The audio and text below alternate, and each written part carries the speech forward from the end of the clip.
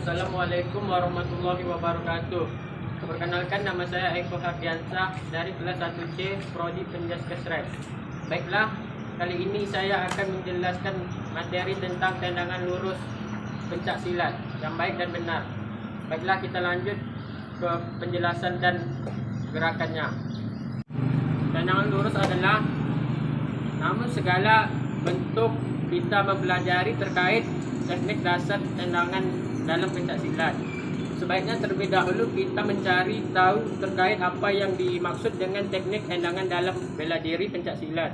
Adapun yang dimaksud dengan teknik tendangan adalah sebuah teknik yang dipakai ketika berhadapan dengan awan dengan situasi jarak jauh, di mana si persilat akan menggunakan tungkai kaki dalam melakukan gerakan tendangan ini. Untuk kali ini yakni pada tendangan lurus dapat juga disebut dengan tendangan depan. Tendangan lurus adalah tendangan dengan lintasan lurus ke depan. Target dari tendangan ini adalah perut lawan atau kemaluan, atau tendangan ini dilakukan dengan kekuatan penuh. Tendangan jenis ini sangat cocok digunakan untuk pertarungan jarak jauh. Dari bagai pesilat yang memiliki tungkas yang panjang sangat efektif digunakan karena jangkauannya pasti lebih panjang pula. Kelemahan dari tendangan ini adalah jika gerak balikan tidak cepat, maka sangat mudah tendangan tersebut untuk ditangkap. Seperti kita ketahui, pencak silat merupakan salah satu olahraga bela diri tradisional yang berasal dari Indonesia. Bahkan pencak silat sendiri sudah ada sebelum Indonesia merdeka. Dan seiring perkembangan pencak silat kini menjadi salah satu cabang olahraga yang populer, bahkan hanya tingkat daerah ataupun nasional. Bahkan pencak silat kini adalah dipelajari oleh beberapa negara di Asia Tenggara dan bahkan meluas ke penjuru dunia. Untuk bisa menjadi seorang silat yang profesional, salah satu kuncinya adalah mampu untuk menguasai teknik-teknik dasar terlebih dahulu secara bertahap dengan baik. Untuk kali ini saya akan melakukan tendangan silat yakni tendangan lurus. Cara melakukan sikap kaki kuda-kuda kiri, tendangan kaki kanan ke depan dan hentakan kaki sejajar dengan bahu. Kedua tangan berada di depan dada sebagai penyeimbang. Kesalahan dalam melakukan gerakan ini yakni apabila kesalahan yang sering dilakukan dalam tendangan lurus adalah sikap kuda-kuda kiri kurang baik, tidak ada hentakan telapak kaki, hentakan tidak sejajar dengan bahu, dan badan dalam posisi tidak seimbang.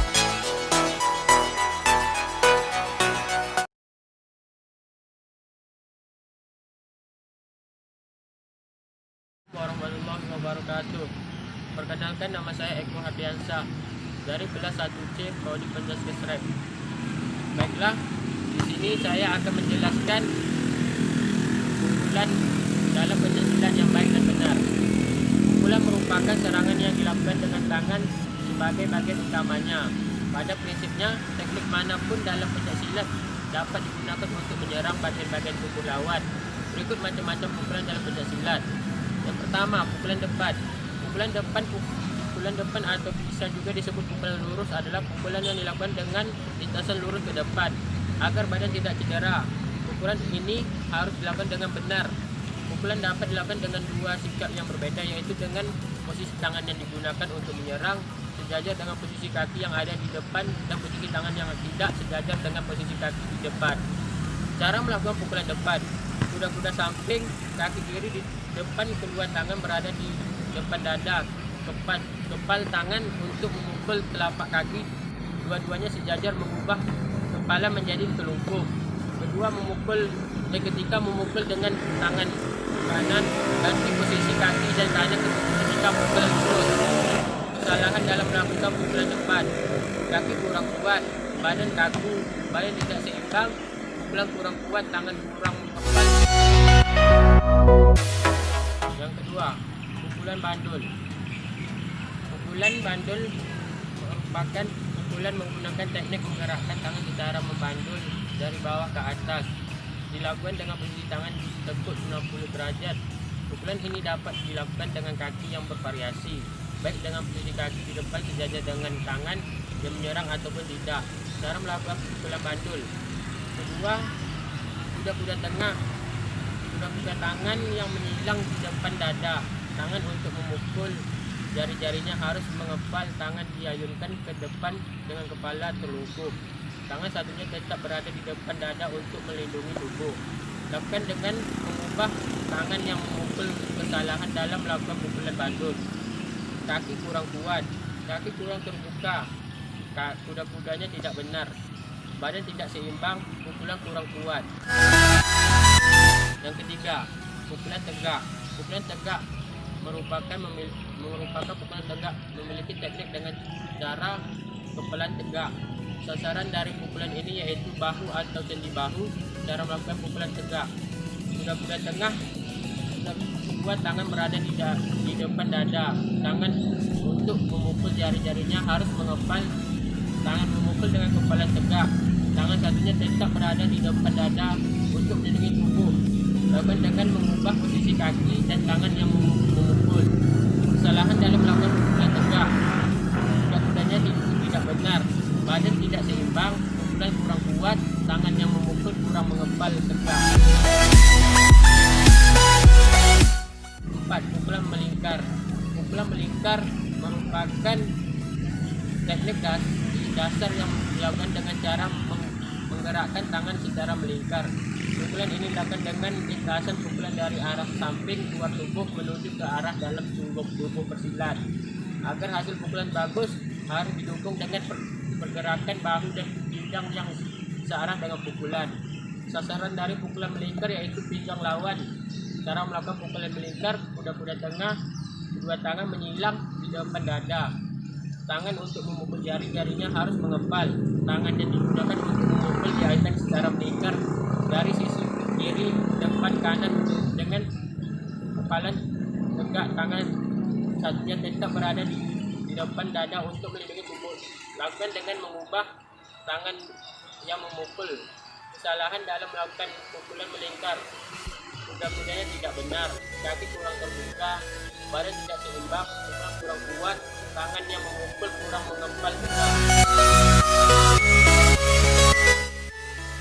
5. Pukulan samping.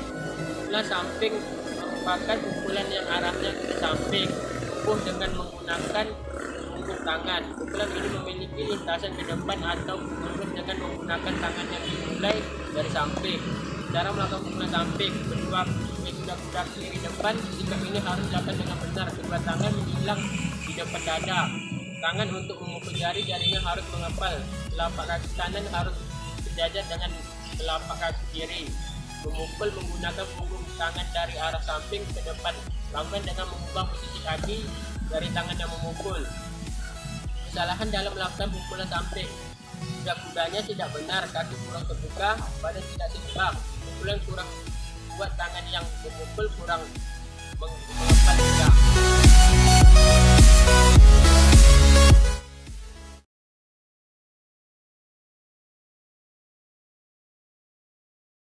1. Perkenalkan, nama saya Eko Hardiansyah dari kelas 1C Prodi Penjaskesrep.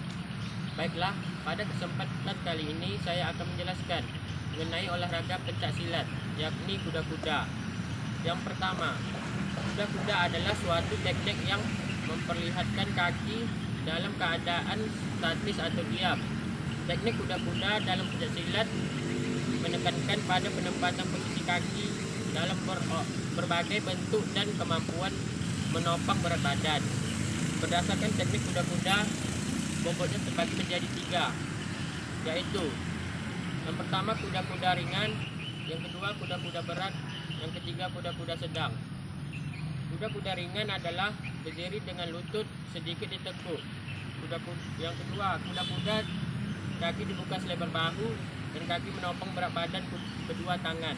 Di samping badan dengan telapak tangan mengepal.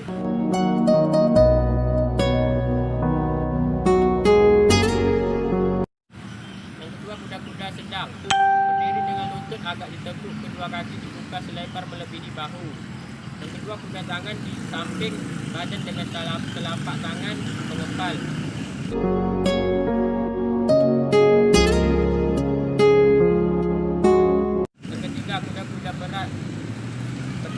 berdiri dengan lutut ditekuk, kedua kaki dibuka lebar melebihi posisi kuda-kuda sedang, kedua tangan di samping badan, telapak tangan mengepal.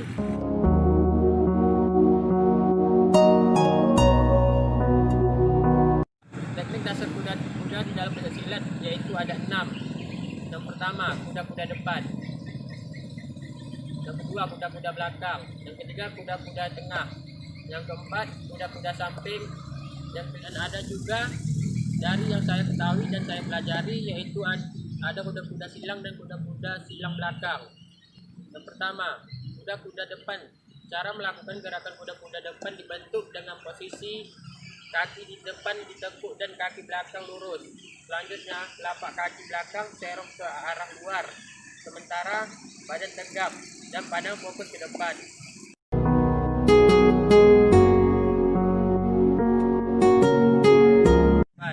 Yang kedua, kuda-kuda belakang. Cara melakukan kuda-kuda belakang adalah dengan dibentuk dengan bertumpu pada kaki bagian belakang, sementara tumit yang dipakai sebagai tumpuan tegak dengan panggul. Posisi badan agak condong ke depan dengan kaki depan berpijit dengan menapak pada tumit atau juga bisa memakai kaki.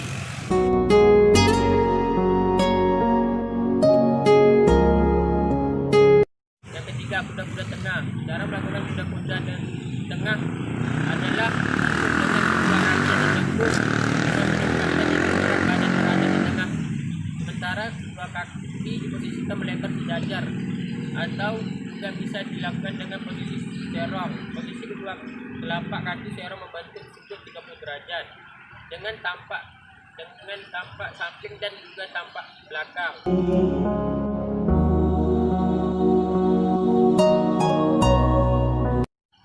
Yang keempat, kuda-kuda samping. Cara melakukan kuda-kuda samping dengan cara satu kaki ditekuk dan kaki yang lurus ke samping. Berat badan fokuskan pada kaki yang ditekuk, sementara posisi bahu sejajar atau segaris dengan kaki. Posisi kedua kaki melebar sejajar dengan tubuh. Kemudian berat badan ditopang oleh salah satu kaki yang menekuk. Posisi kedua telapak kaki sejajar membentuk sudut 30 derajat, tampak dari depan.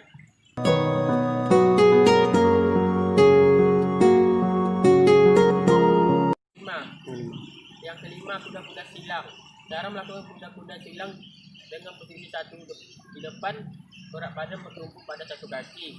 Kaki yang lain ringan sentuhan dengan ibu atau ujung jari kaki. Fokuskan pandangan lurus ke depan.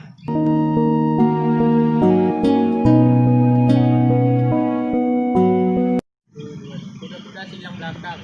Cara untuk melakukan kuda-kuda silang belakang adalah dengan posisi satu kaki berada di belakang dengan keadaan menyilang dan kaki ditumpukan ke belakang. Posisi badan tetap tegak lurus, sementara kedua lutut ditekuk dengan salah satu tangan diarahkan ke belakang.